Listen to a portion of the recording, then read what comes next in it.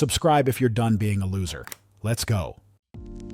Yeah, I mean, I've just been in LA yesterday, and my car drives itself. So I get in the car, I put in where I want to go, and then I don't touch the steering wheel or the brake pedals, and it takes me from A to B, even if it's an hour-long drive without any intervention at all. I actually still park it, but other than that, I'm not driving the car at all. I mean, obviously in LA we also have Waymo now, which means you order it on your phone and it shows up with no driver in it and takes you to where you want to go. Oh yeah.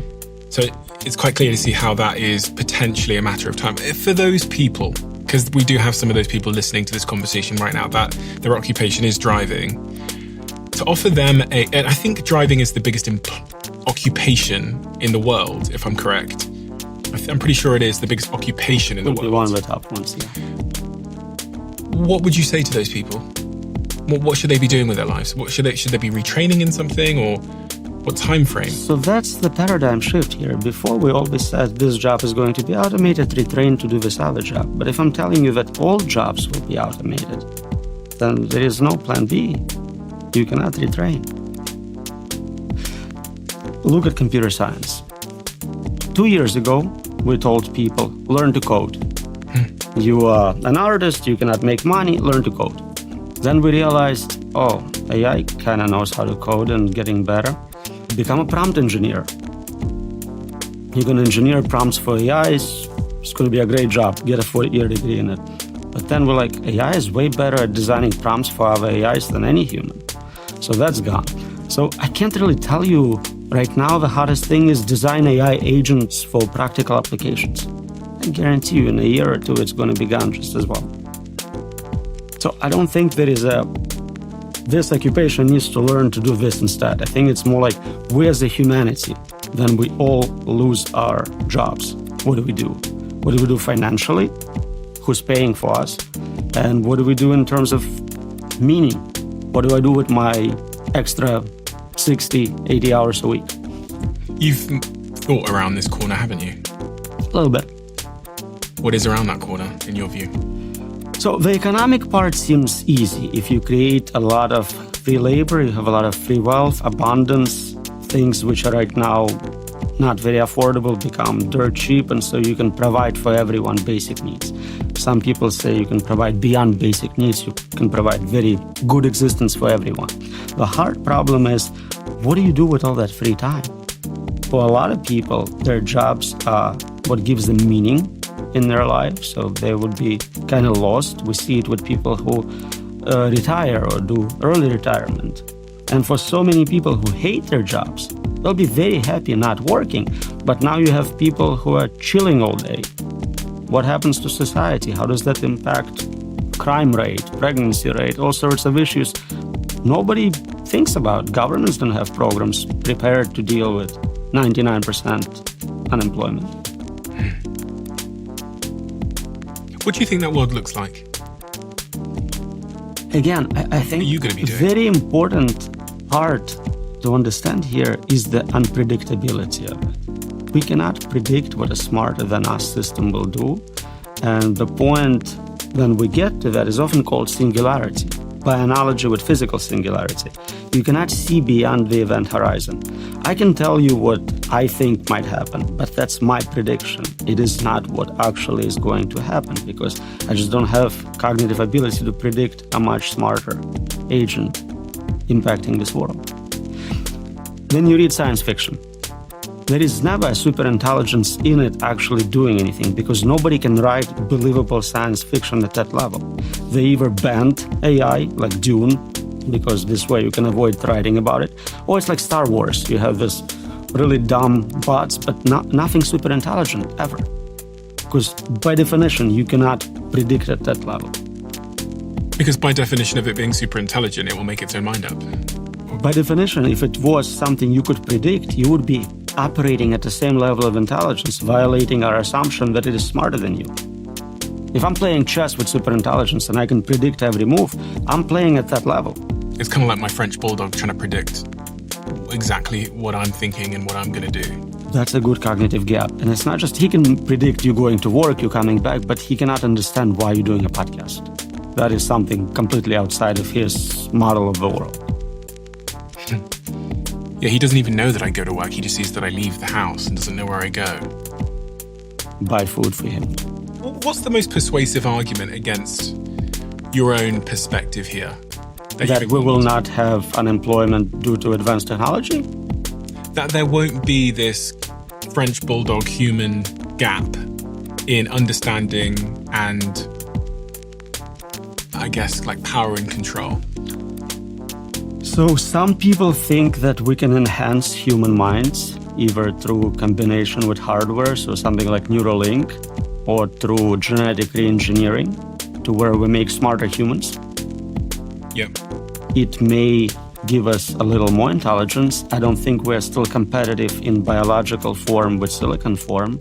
Silicon substrate is much more capable for intelligence. It's faster, it's more resilient, more energy efficient in many ways. Which is what computers are made out of versus Exactly. the brain. Yeah.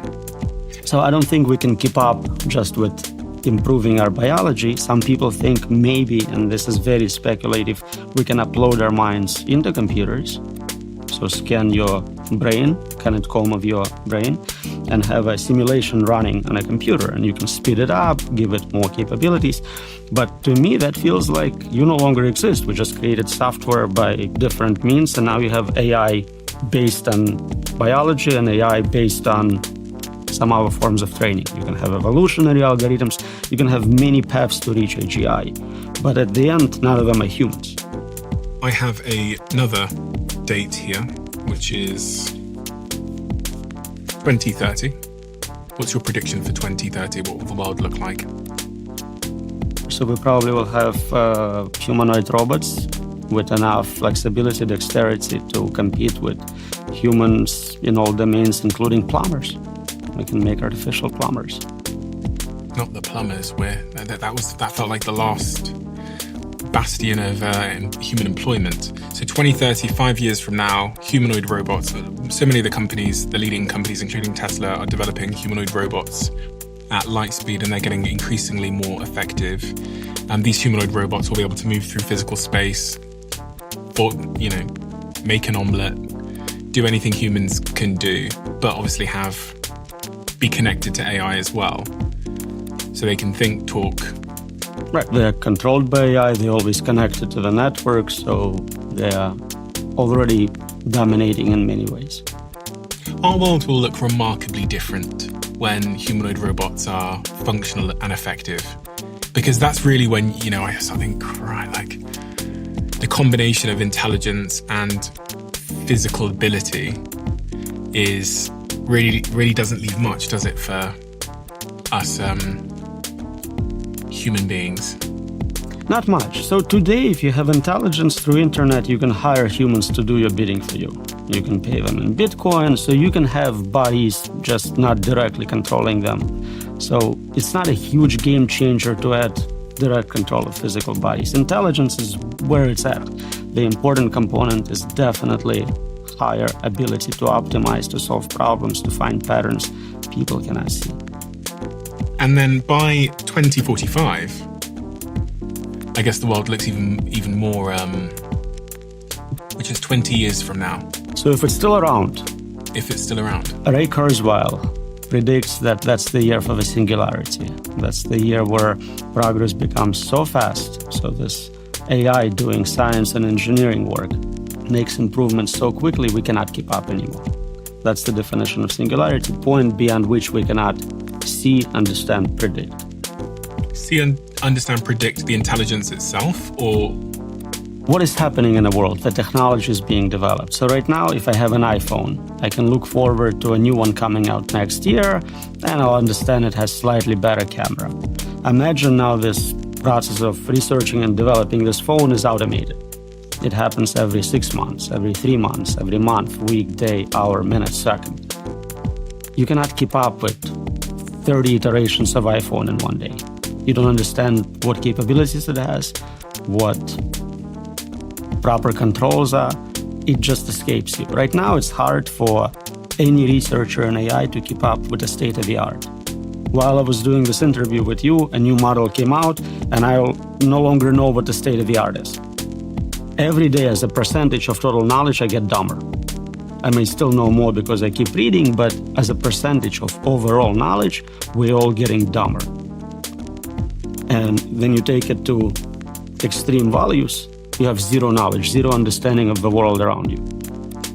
Some of the arguments against this eventuality are that when you look at other technologies like the Industrial Revolution, people just found new ways to work, and new careers that we could never have imagined at the time were created.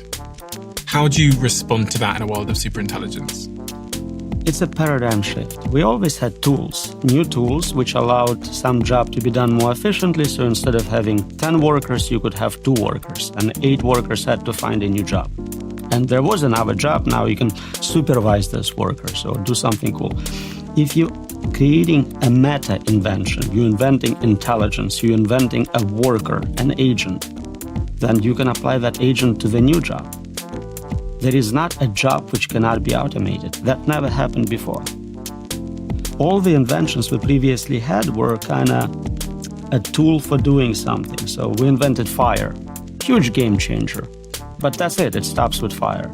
We invent a wheel, same idea, huge implications, but wheel itself is not an inventor. Here we're inventing a replacement for human mind, a new inventor capable of doing new inventions. It's the last invention we ever have to make. At that point, it takes over. And the process of doing science, research, even ethics research, morals, all that is automated at that point. Do you sleep well at night? Really well. Even though you spent the last 15, 20 years of your life working on AI safety, and it's suddenly among us in a way that I don't think anyone could have predicted 5 years ago. When I say among us, I really mean that the amount of funding and talent that is now focused on reaching superintelligence faster has made it feel more inevitable and more soon than any of us could have possibly imagined. We as humans have this built-in bias about not thinking about really bad outcomes and things we cannot prevent. So all of us are dying. Your kids are dying, your parents are dying, everyone's dying, but you still sleep well, you still go on with your day. Even 95-year-olds are still doing games and playing golf and whatnot, because we have this ability to not think about the worst outcomes, especially if we cannot actually modify the outcome. So that's the same infrastructure being used for this. Yeah, there is humanity-level death-like event. We're happening to be close to it probably, but unless I can do something about it, I can just keep enjoying my life. In fact, maybe knowing that you have limited amount of time left gives you more reason to have a better life. You cannot waste any. And that's the survival trait of evolution, I guess, because those of my ancestors that spent all their time worrying wouldn't have spent enough time having babies and hunting to survive. Suicidal ideation. People who really start thinking about how horrible the world is usually escape pretty soon.